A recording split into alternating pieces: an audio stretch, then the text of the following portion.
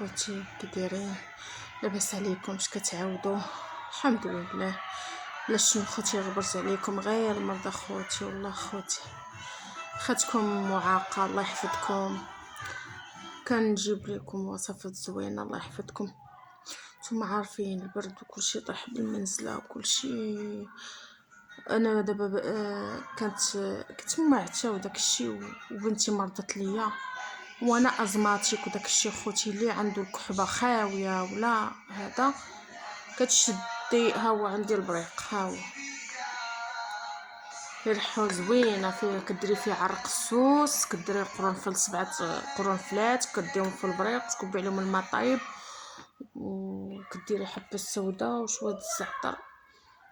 واه زوينه بزاف الكحبه الحلاق.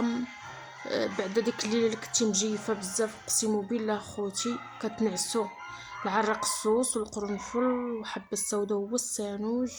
دورها مع نص معلقه صغيره عامره، وديروا الزعيطره الا كانت عندكم، كبوا على الماء طيب ما تطبخوهاش اخوتي، وخلي تطلق داكشي كامل اخوتي، وشربوا ودخلوا للمانطه.